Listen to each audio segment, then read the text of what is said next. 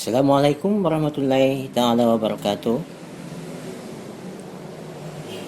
Siswa-siswi semua, pada pertemuan kali ini kita akan membahas tentang tata cara sholat, rukun-rukunnya, dan syarat-syarat dan segala ketentuan yang berhubungan dengan sholat.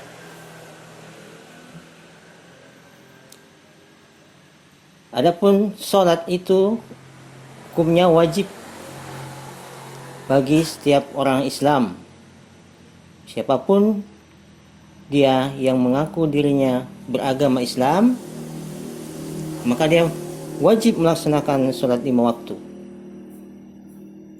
atau dalam istilah yang sering kita dengar adalah fardu ain.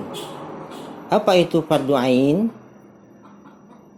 Fardu ain adalah wajib bagi setiap orang muslim. Dalam istilah itu ada juga yang disebut dengan fardu kifayah. Fardu kifayah itu bisa diwakilkan oleh sebagian orang Islam.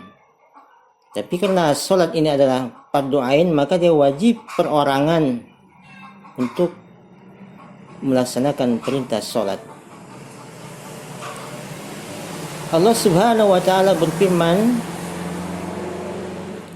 dalam surah Al-Baqarah ayat 110, wa aqimus shalah wa atuz zakah wa ma tuqaddimu li anfusikum min khairin tajiduhu 'indallahi innallaha bima ta'maluna basyir. Yang artinya, dan dirikanlah salat dan tunaikanlah zakat, dan segala kebaikan apa saja yang kamu usahakan bagi dirimu, tentu kamu akan mendapat pahalanya di sisi Allah. Sesungguhnya Allah Maha melihat apa-apa yang kamu kerjakan.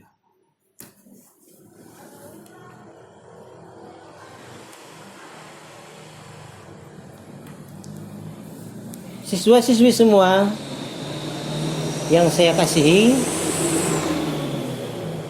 adapun syarat-syarat daripada salat itu, yang pertama adalah Islam. Jadi kewajiban mutlak itu adalah bagi orang Islam untuk mendirikan salat, terutama salat 5 waktu. Yang kedua adalah balik. Apa itu balik?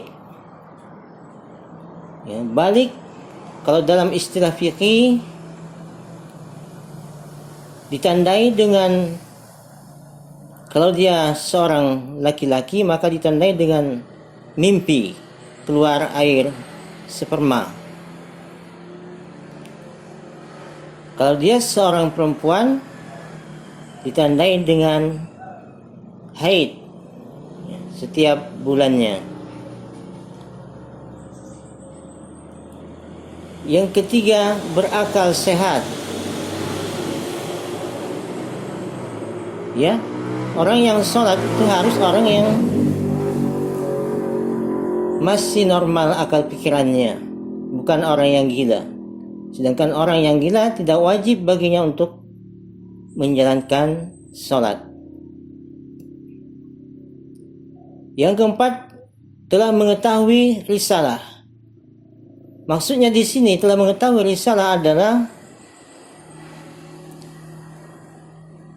telah datang kepadanya dakwah dari umat Nabi Muhammad SAW melalui para ustaz, melalui para kiai-kiai, melalui orang-orang Islam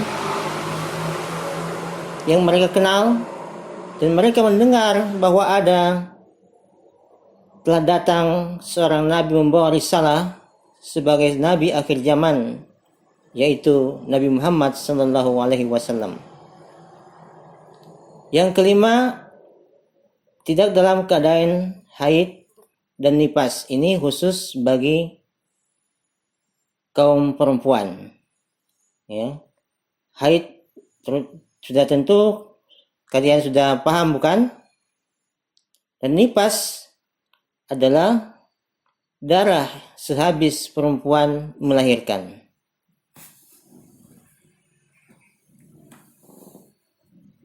Kemudian syarat sah salat itu sendiri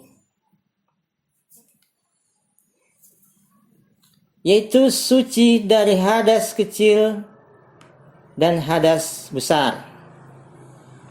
Yaitu tadi yang berhubungan dengan sperma dan berhubungan juga dengan haid. Bagi laki-laki ditandai dengan sperma, sedangkan bagi perempuan ditandai dengan darah haid, atau orang yang sudah bersuami dan beristri kemudian dia berhubungan suami istri, maka itu bertanda dia berhadas besar, maka wajib baginya untuk mensucikan diri, yakni dengan melakukan mandi wajib atau mandi hadas besar namanya. Sudah tentu harus kita tahu tata cara mandi hadas besar. Sedangkan hadas kecil,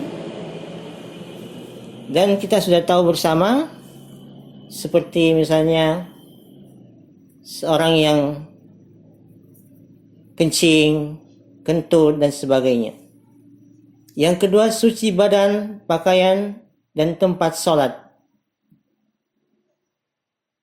Jadi anak-anak semua, kalau mau sholat, perhatikan tempat sholatmu. Jangan-jangan di situ ada najis. Jadi perlu dibersihkan terlebih dahulu. Itu namanya suci tempat sholat. Begitu juga dengan pakaianmu. Harus pakaian yang bersih. Jangan pakaian yang kotor, kena najis dan sebagainya. Yang ketiga, menutup aurat. Menutup aurat, sudah ada batasan-batasan aurat bagi laki-laki dan sudah ada batasan-batasan aurat bagi perempuan. Sedangkan di dalam sholat, sebaiknya menutup aurat itu semua daripada anggota tubuh. Kalau bagi perempuan, hanya terlihat muka dan telapak tangan. Kalau bagi laki-laki, menutupi tubuhnya, kemudian sampai mata kakinya. Yang kelima, menghadap kiblat. Seorang muslim sudah ada ketentuan dari Allah Subhanahu wa taala bahwa dia harus menghadap kiblat jika dia berada dalam keadaan normal. Dalam keadaan normal maksudnya adalah tidak dalam perjalanan atau di atas kendaraan, tetapi dia bermukim di suatu tempat, maka dia wajib menghadap kiblat. Tetapi jika dia berada di kendaraan, maka kemana arah kendaraan, ke situ dia menghadap. Jadi ada suatu keringanan daripada hukum ketentuan itu yang ditetapkan Allah Subhanahu wa taala. Yang keenam, mengetahui waktu-waktu salat. Sudah tentu bagi kita orang yang normal, pikiran sehat, pikiran akal kita sehat, harus mengetahui kapan kita sholat subuh, kapan sholat zuhur, kapan sholat asar, kapan sholat maghrib, kapan sholat isya. Dan sudah ada ketentuan-ketentuan yang ditetapkan Allah Subhanahu wa taala melalui Nabi dan Rasulnya. Yang khususnya adalah Nabi Muhammad sallallahu alaihi wasallam. Adapun dengan rukun salat, rukun itu artinya sesuatu yang apabila ditinggalkan, tidak dikerjakan ketika mau salat, maka salat itu sendiri tidak bernilai dan tidak sah. Apa itu? Yang pertama, berdiri bagi yang mampu. Jadi kalau orang yang sehat, dia sholat sambil baring, maka dianggap sholatnya tidak sah. Karena ketentuan demikian dari hadis yang disampaikan oleh Nabi kita Muhammad SAW. Yang kedua, berniat. Berniat sesuai waktu-waktu yang telah ditentukan oleh Allah Subhanahu wa taala melalui nabinya Muhammad SAW. Yang ketiga adalah takbiratul ihram. Apa itu takbiratul ihram? Takbiratul ihram artinya mengucap kalimat Allahu Akbar. Ketika kita berdiri salat kemudian menghadap kiblat, kemudian kita berniat sesuai waktunya, maka dengan demikian kita mengucapkan kemudian adalah kalimat Allahu Akbar, Allah Maha Besar. Itu yang dinamakan dengan kalimat takbiratul ihram.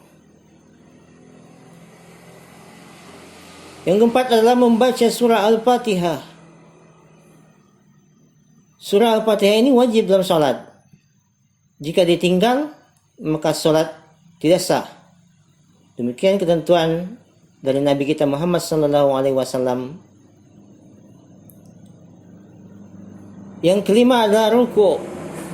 Kemudian berhubungan dengan bacaan ruku' itu sebenarnya adalah sunnah. Tapi yang wajibnya adalah perbuatan ruku'nya. Begitu juga dengan i'tidal. Perbuatan i'tidalnya yang wajib. Dan sujud. Perbuatan sujudnya yang wajib. Kemudian duduk antara dua sujud. Kemudian tahiyat akhir. Tahiyat akhir wajibnya adalah ketika membaca tasyahud, berselawat kepada Nabi Muhammad SAW. Yang kemudian ditutup dengan salam, kemudian menoleh kiri dan kanan dengan membaca kalimat Assalamualaikum warahmatullahi wabarakatuh.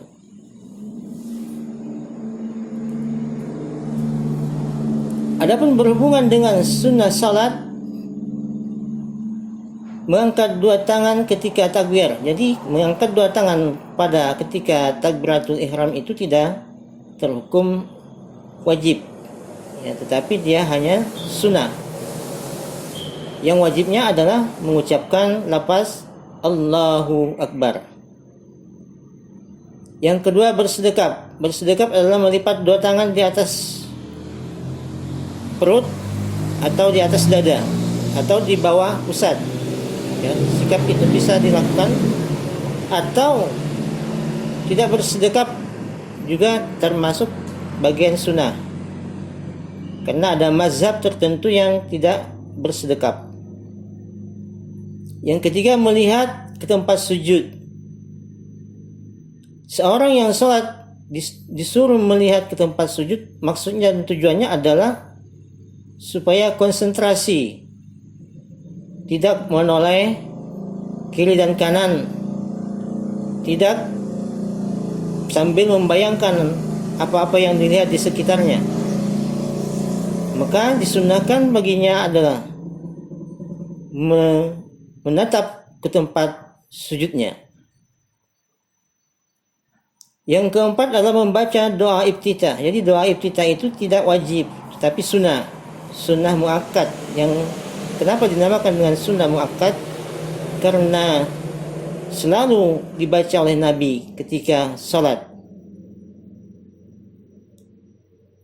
Yang kelima, membaca ta'awuz. Membaca kalimat ta'awuz. Apa itu kalimat ta'awuz?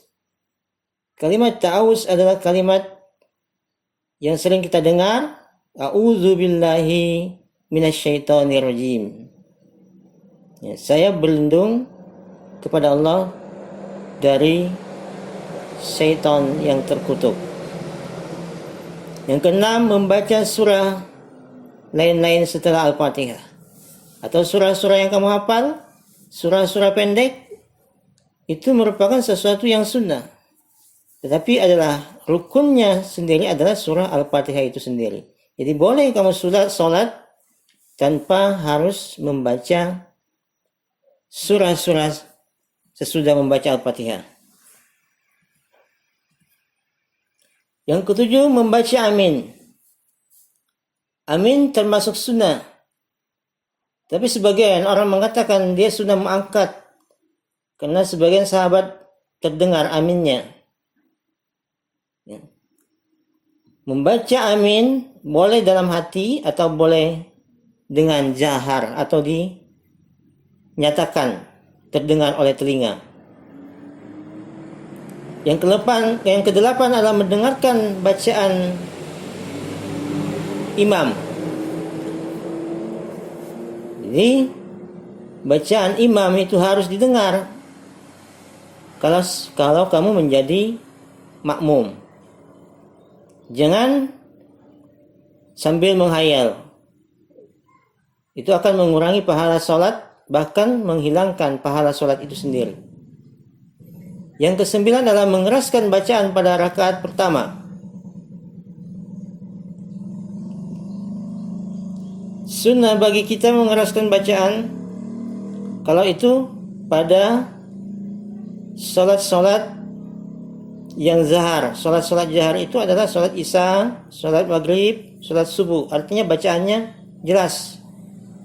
Sedangkan sholat-sholat yang diwajibkan untuk tidak membaca dengan jelas adalah seperti sholat zuhur dan asar. Yang ke-10 adalah takbir.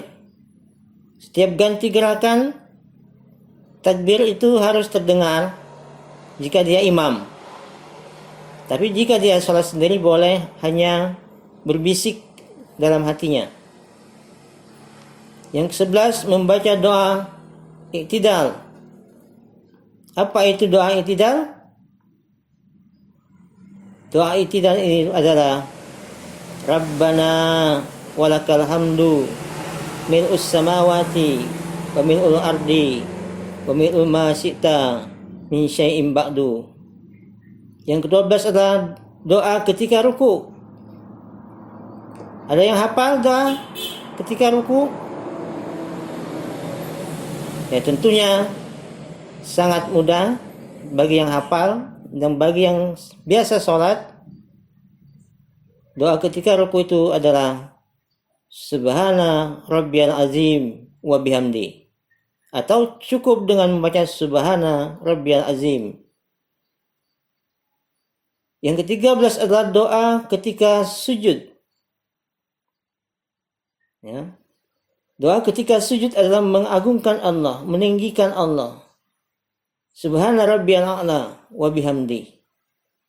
Yang ke-14 adalah meletakkan kedua telapak tangan ke atas lutut.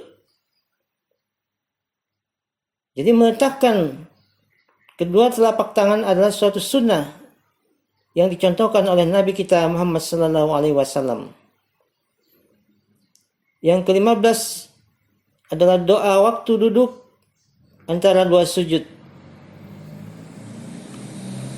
Duduk antara dua sujud, doanya adalah Rabbi gfirli warhamni wajburni warfa'ni warzuqni wahdini wa'afini wa'fu anni. Yang ke-16 adalah duduk tawarruk. Duduk kaki kiri keluar di bawah kaki kanan ketika duduk tahiyat akhir sambil membaca at-tahiyatul mubarakatus salawatut tayyibat lillah. Assalamu alayka ayyuhan nabiyyu wa rahmatullahi wa barakatuh. Assalamu alayna wa ala ibadillahi salihin. Ashhadu an la ilaha illallah wa ashhadu anna Muhammadan abduhu wa rasuluh. Allahumma salli ala Muhammad wa ali Muhammad kama sallaita ala Ibrahim wa ali Ibrahim wa barik ala Muhammad wa ali Muhammad kama barakta ala Ibrahim wa ali Ibrahim fil alamin innaka Hamidum Majid. Anak-anakku semua, demikianlah tata cara salat. Dan sebaiknya salat dengan khusyuk dan tertib. Kemudian setelah kita membaca dengan sempurna setiap bacaan, dan kita tutup dengan salam, yaitu Assalamualaikum warahmatullahi wabarakatuh.